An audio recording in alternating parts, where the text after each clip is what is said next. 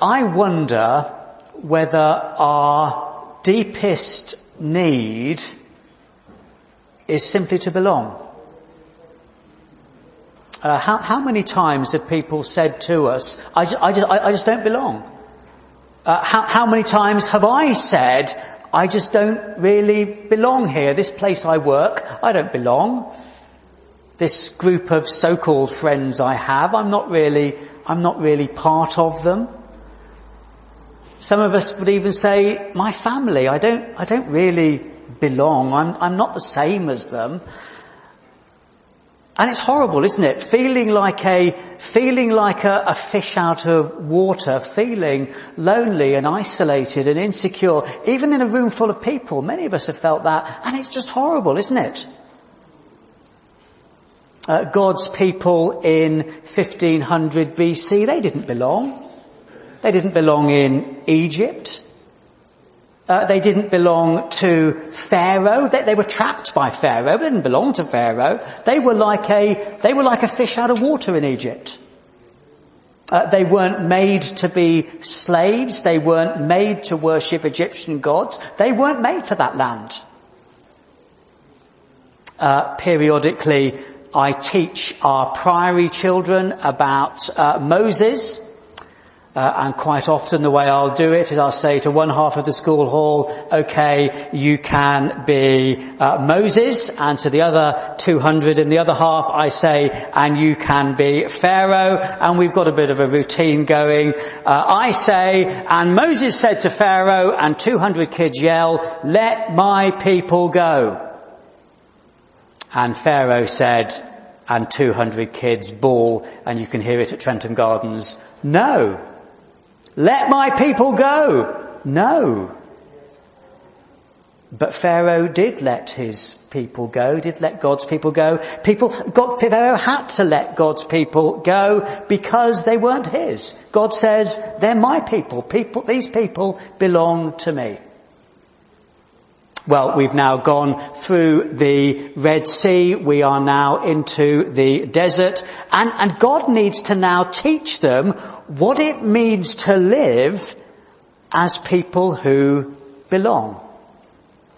So Mount Sinai is coming up, and God is going to give his people the commandments. That is not going to be plain sailing.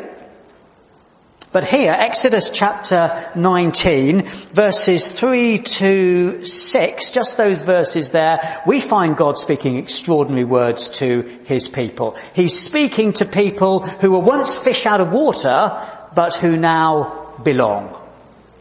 You can see my 4 headings, but my first heading, God's amazing love, but the challenge of freedom. Chapter 19, on the first day of the 3rd month after the Israelites left Egypt, on that very day they came to the desert of Sinai. After they had set out from Rephidim, they entered the desert of Sinai, and Israel camped there in the desert in front of the mountain. Then Moses went up to God, and the Lord called to him from the mountain and said, this is what you are to say to the descendants of Jacob, and what you are to tell the people of Israel. You yourselves have seen what I did to Egypt, and how I carried you on eagle's wings and brought you to myself. Aren't those great words? Just as I promised, I carried you on eagle's wings and brought you to myself. Beautiful words, powerful words, tender words, rescuing words. Through the Red Sea, rescued. And of course, as we have repeatedly seen over the last few weeks, that Red Sea rescue is a picture of what would happen 1500 years later at the cross. Not Moses the rescuer, but the Lord Jesus Christ, the rescuer, bearing the sin of his people, destroying for them the prospect of eternal slavery, destroying for them the prospect of eternal judgment, freeing his people. You belong to me, the Lord Jesus says to his people. You're free. But freedom is a funny thing, isn't it? Freedom isn't quite as easy as we imagine. Sarah will tell you of how people are convicted of maybe a very serious offence indeed. They spend a long time in prison, decades in prison, 20, 30 years in prison, and they become institutionalised because prison is very regimented, as you would imagine. To the minute, you know what you are going to be doing every day. Every day in prison is about survival. It's about avoiding violence. It's about coping with prison culture. And the day a prisoner is released, they have freedom. But very many of them really struggle because the world is just so different from the world inside prison. And it's so different from the world they left 20, 30 years ago when they were sent down. Just think what's changed in the last 30 years. Smartphones in 30 years. I doubt even there were mobile phones in 30 years, just. Everything has changed, hasn't it? Technology has changed, society has changed, their friends, well, they haven't got any friends. Social norms have changed. I bet you even Tesco's has changed. Everything has changed. And so freedom is a real challenge for them. And very many struggle, and Sarah will tell you very many of them will end up back inside. And God's people in Egypt, they were prisoners. They were told what to do and when to do it. They were told what gods to worship in Egypt. They were told how to behave. They were told how to think because they were slaves. And suddenly, they were free. What is right, what is wrong, what is wise, what is unwise, how would they know? And the answer is they didn't know. Hence the fact much of chapter 18, the first part of our reading, was all about the Israelites falling out with each other. They needed structure and laws to live by. They needed judges. They needed to be taught how to behave because they genuinely didn't know how to behave. God's amazing love, but the challenge of freedom. And isn't it the same for us? The Lord Jesus Christ has freed us. He's freed us from the penalty of sin. He's freed us from the power of sin, but we still live in a culture embedded in sin. How do I live wisely? How do I know when the surrounding culture is saying wise things, and how do I know when the surrounding culture is saying unwise things? How do I discern? If you belong to Christ, yes, you're free.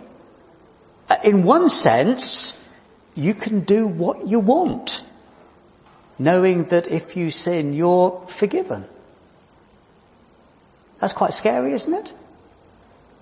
Because I suddenly realise that the freedom I have, I don't want to abuse. I could say, couldn't I, well, I can do what I want because God's going to forgive me anyway. But children who belong to Him don't say that. We don't say that, do we? We say, no, we say, He has bought my freedom at such a great price. The cost was the death of His Son. I don't want to abuse that. I want to live wisely and appropriately and differently. But where do I start? My first heading, God's amazing love, but the challenge of freedom. And secondly, my amazing status and His astounding purpose. Verse 3, then Moses went up to God, and the Lord called to him from the mountain and said, this is what you are to say to the descendants of Jacob, and what you are to tell the people of Israel. You yourselves have seen what I did to Egypt and how I carried you on eagle's wings and brought you to myself. Now, if you obey me fully and keep my covenant, then out of all the nations you will be my treasured possession. Although the whole earth is mine, you will be for me a kingdom of priests and a holy nation. These are the words you are to speak to the Israelites. Who does God intend us to be? I have printed them on the order of service. I've simply lifted them from the text. Who are we intended to be? His treasured possession, a kingdom of priests, a holy nation. We are the treasured possession of the King of the universe. Isn't that astounding? We are literally his crown jewels. Our nation's crown jewels are kept in the Tower of London.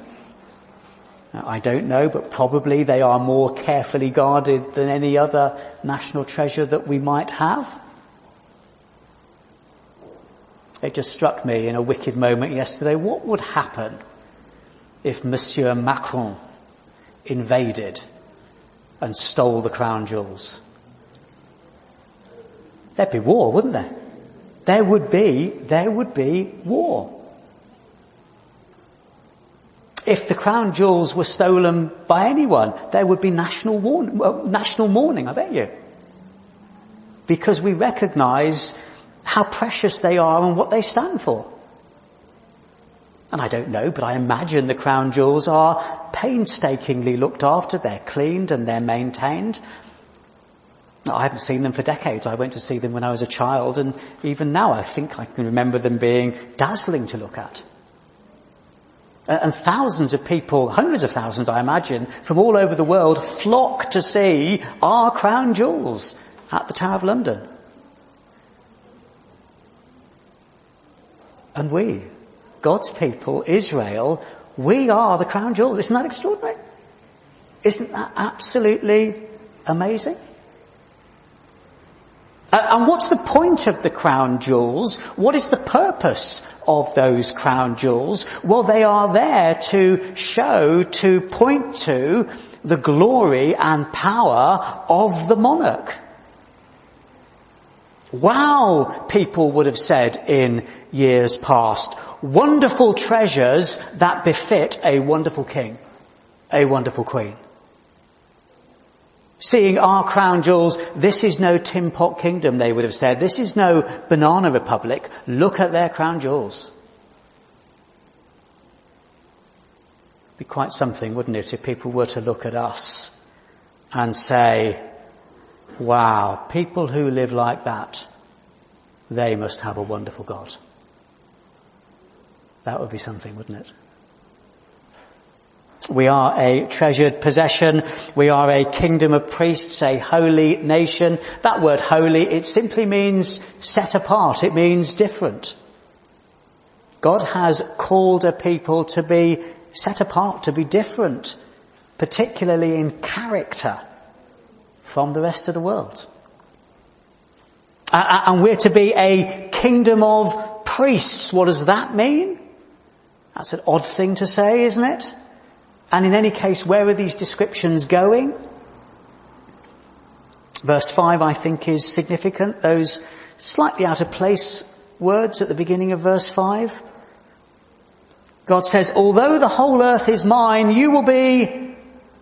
Why does he say that? God is not known for wasting his words. He doesn't say things that don't need to be saying. In the context of explaining what he wants his people to be, why does he say, although the whole earth is mine?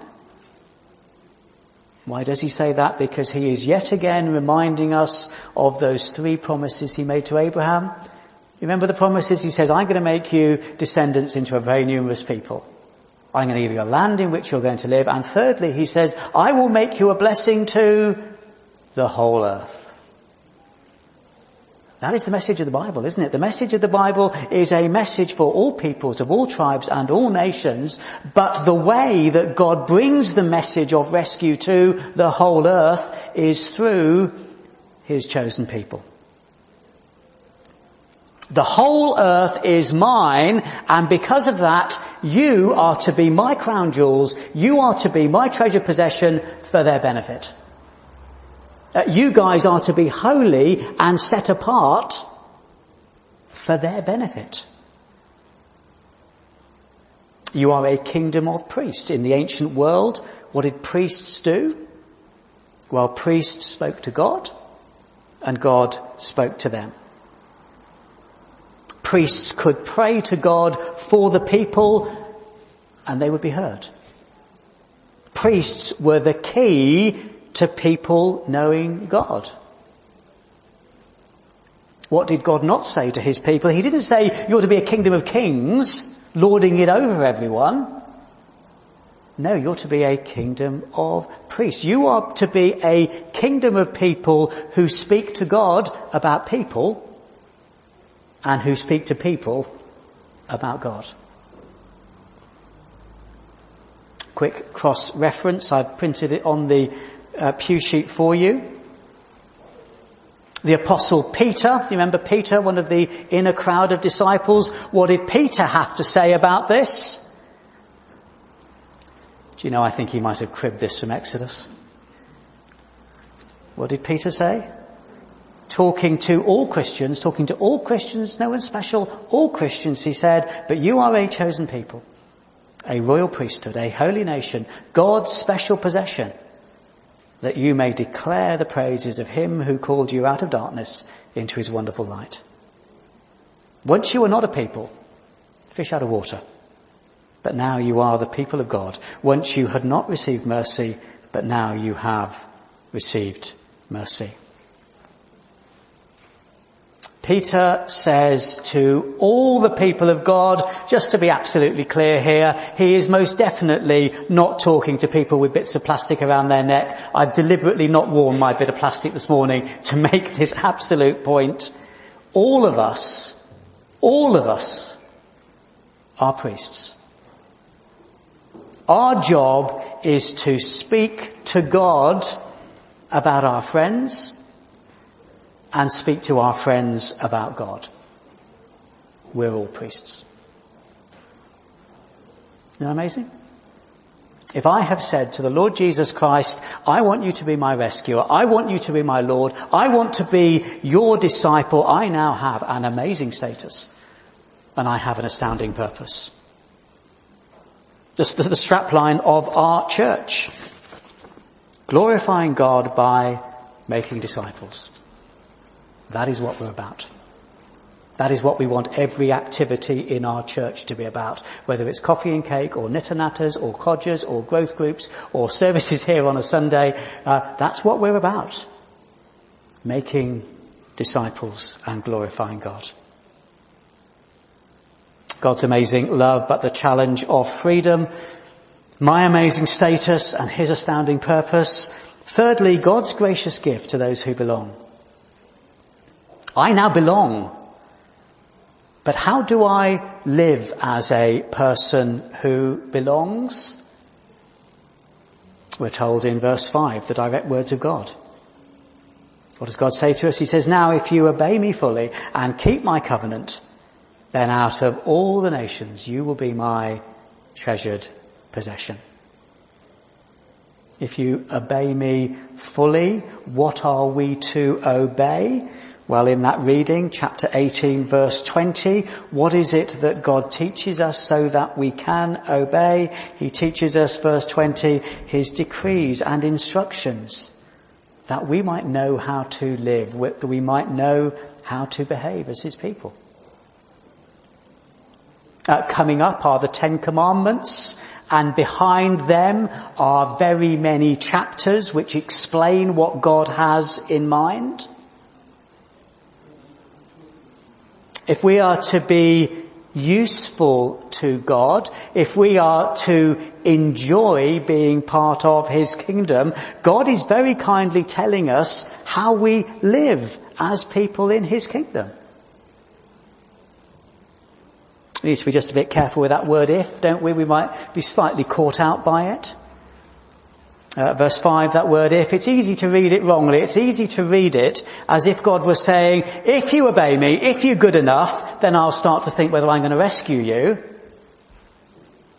But he can't be saying that, can he? He can't be meaning that because he's already rescued them. He's speaking to his people who have been rescued. This can't be a condition of us being rescued. No, he's saying, I have rescued you. I have rescued you. You are mine. You are my chosen people. And this is what you now need to know in order to live wisely. This is what you need to be doing in order to become the radiant, God-glorifying people that I've called you to be. This is how I am going to change your character. This is how I'm going to make you a real blessing to your family and your work colleagues and your neighbours and to Hanford and to Staffordshire and to you, and to Europe and to the whole world. I have a specific gift for you, says God, to those of you who are now my people. My gift to you so that you now know how to act as the people of God. So that you now know what it is to be the treasured possession of mine, so that you know what it is to be a holy kingdom of priests. My gift to you is the commandments. It's the law. It's the boundaries within which you can safely live. You, my crown jewels. Sometimes people do teach us that God's laws, his good ways, no longer matter. They no longer count. That's just plain wrong. God's wonderful ways reflect God's wonderful character. God's laws are an invitation to become the people that God has chosen us to be. I put Psalm 119 down on the pew sheet. That's simply because I spent some time, because I had time in the summer, I spent some time reading through Psalm 119. It's a long psalm, but it's a mesmerizing psalm. Let me pick up some of the cries of the psalmist. He says to God, teach me your statutes. I will meditate on your commandments. My delight shall be your statutes. Open my eyes that I may see wonderful things in your law. Why would I want to cry that? Why would I want to immerse myself in what God has to say so that I could use my freedom wisely? So that I am no longer guessing as to when the surrounding culture is right or wrong. So that I am no longer floundering as to how best to spend the time and money and energy and gifts and skills that God has gifted to me. And so my final heading, living as people who belong. My deepest need, I think, is to belong. And so often I do find myself in situations where I think, really, I am just like a fish out of water. And then I'm confronted with Jesus, who says to me, come to me, all who are weary and heavy laden, and I will give you rest.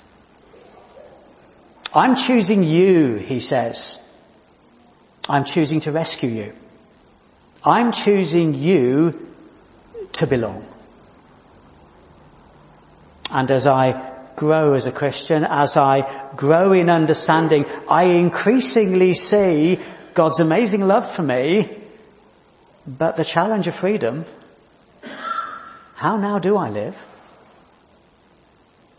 I increasingly see, as I grow as a Christian, I increasingly see my amazing status. I am God's treasured possession. If I'm a Christian, I'm a priest. Called to speak to God about people, called to speak to people about God. I'm called to be holy because he has an astounding purpose for me. His purpose for me is that I am a blessing to the people that he has put me with day in, day out, Monday to Friday. And he's given me his gracious gift. He gives me his decrees, his instructions. I have them here. God's words in written form. So that I might know how best to live and behave. We are people who now totally belong.